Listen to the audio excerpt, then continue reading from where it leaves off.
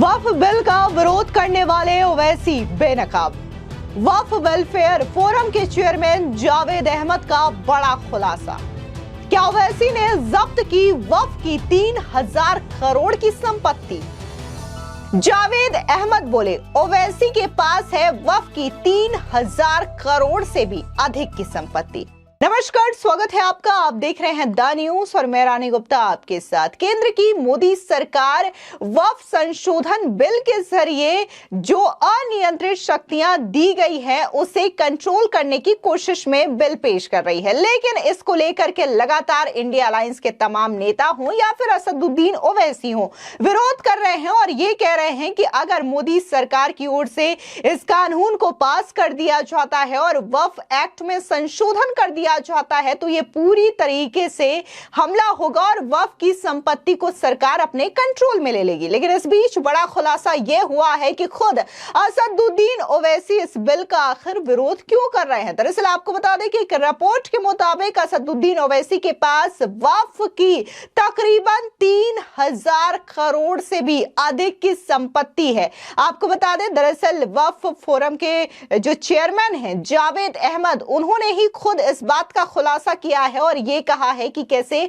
असदुद्दीन ओवैसी के साथ साथ अन्य कई ऐसे नेता हैं जिनके पास इस तरीके से वक्फ की संपत्ति है जिसे वो लीज पर लिए हुए हैं, लेकिन लीज की भी एक मियाद होती है, वो खत्म हो चुकी है। इसके बावजूद भी वो अभी भी उन संपत्ति को अपने कब्जे में लिए हुए हैं। आपको बता दें कि संसद में कभी भी मोदी सरकार वक्फ एक्ट संशोधन विधेयक पास करा सकती है, लेकिन इस बीच असदुद्दीन ओवैसी समेत कई मुस्लिम लीडर इस बदलाव को धार्मिक आजादी से छेड़छाड़ बता रहे हैं। इस बीच आपको बता दें कि वक्फ वेलफेयर फोरम के चेयरमैन जावेद अहमद ने कई सारे खुलासे किए हैं और वक्फ एक्ट से जुड़े कई सारे पहलुओं पर बातचीत भी की है।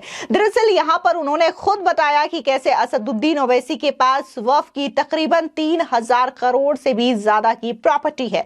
दरअसल उन्होंने कहा कि तेलंगाना में 3,000 करोड़ या फिर इससे कहीं ज्यादा की प्रॉपर्टी असदुद्दीन ओवैसी के पास है। प्रॉपर्टी वक्फ की है और एक्ट कहता है कि 30 सालों से ज्यादा वक्फ की दौलत लीज पर नहीं ली जा सकती, लेकिन इसे फॉलो नहीं किया जा रहा है। साथ ही बदले में वक्फ को बहुत नॉमिनल किराया मिलता है, जबकि नियम में ये रेंट बाजार के हिसाब का होना चाहिए। ऐसे में कई मजहबी नेता हैं जो कि वक्फ की प्रॉपर्टी को सालों से लीज पर लिए हुए हैं। दिल्ली में जमाते उलेमा हिंद के पास काफी संपत्ति है जो वक्फ की है, लेकिन इसका फायदा ना बोर्ड को हो रहा है और ना ही वंचित मुस्लिमों को।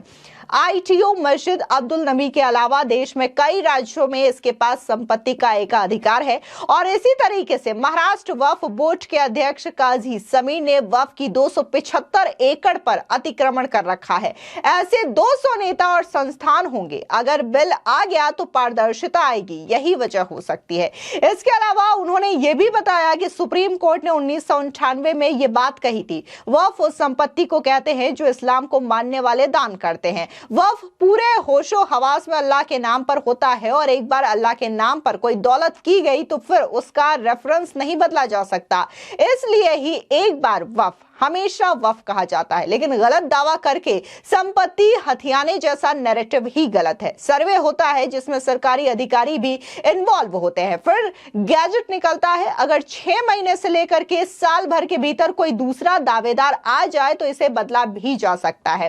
वक्फ तो अपनी प्रॉपर्टी का सर्वे हर 10 साल में करता है। राज्य सरकारों के पास अधिकार है कि वे इसे ठीक से नहीं देखती। यानी कि यहां पर जावेद अहमद ने यह भी बोला है कि जो आजकल आए दिन खबरें सामने आ रही है कि कैसे केरल से लेकर के कर्नाटका, गुजरात, तमाम ऐसी जगह है जहां पर वक्फ ये दावा करता है कि ये प्रॉपर्टी उनकी है, यानी कि बेमनमाने ढंग से ये दावा नहीं कर सकती वक्फ, और इसको लेकर के बकायदा समय होता है, एक समय सीमा होती है और हर 10 साल में वक्फ अपनी संपत्ति को लेकर के सर्वे करता है। इसके अलावा यहां पर जावेद अहमद का यह भी कहना है कि सरकार यदि इस विधेयक को पास कर देती है तो पारदर्शिता भी वक्फ के साथ बनी रहेगी और जिस तरीके से कई सारे नेता हैं जो कि अपने इस्तेमाल के लिए वक्फ की संपत्ति का इस्तेमाल करते हैं, वो चीजें भी खत्म हो जाएगी। साथ ही जावेद अहमद ने कहा कि सरकार की मंशा ठीक लगती है, वो जनहित में काम करेगी। वक्फ की प्रॉपर्टी का भी अगर वेरिफिकेशन हो तो बहुत सी छूटी हुई संपत्ति लौटेगी,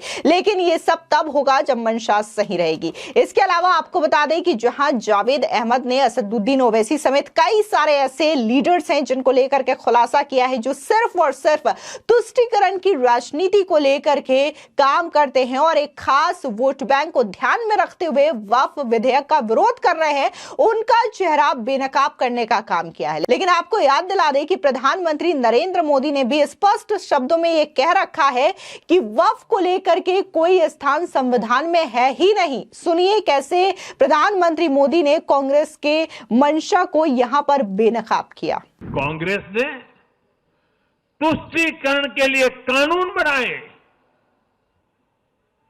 सुप्रीम कोर्ट के आदेश तक की परवाह नहीं की।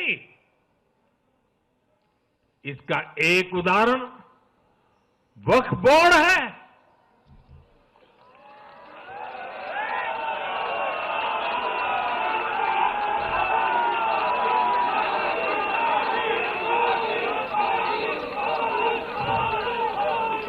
दिल्ली के लोग तो चौंक जाएंगे।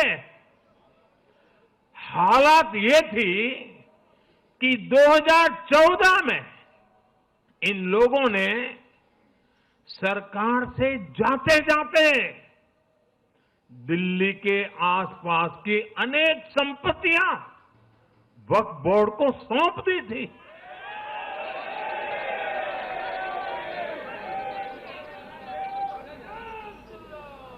बाबा साहब आंबेडकर जी ने जो संविधान हमें दिया है ना, जिस संविधान की रक्षा के लिए हम प्रतिबद्ध है, संविधान में वक्फ कानून का कोई स्थान ही नहीं है। लेकिन फिर भी कांग्रेस ने तुष्टीकरण के लिए वक्फ बोर्ड जैसी व्यवस्था पैदा कर दी। ये इसलिए किया गया ताकि कांग्रेस के परिवार का वोट बैंक बढ़ सके। सच्ची पंथ निरपेक्षता को कांग्रेस ने एक तरह से मृत्यु दंड देने की कोशिश की है।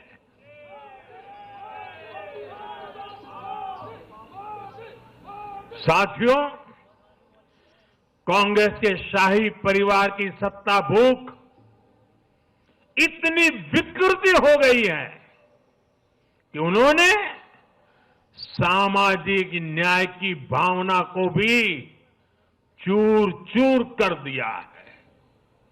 एक समय था जब कांग्रेस के नेता इंदिरा जी समेत खूब जात पात के खिलाफ बोलते थे, पब्लिकली लोगों को समझाते थे, एडवर्टाइजमेंट छापते थे। लेकिन आज यही कांग्रेस और कांग्रेस का एक परिवार खुद की सत्ता भूख को शांत करने के लिए जातिवाद का जहर फैला रहा है। इन लोगों ने सामाजिक न्याय का गला घोंट दिया है। साथियों, एक परिवार की सत्ता भूख इतने चरम पर है कि उन्होंने खुद की पार्टी को ही खा लिया है। फिलहाल इस पूरी खबर पर आपकी क्या राय है, कमेंट सेक्शन में जरूर बताएं। धन्यवाद।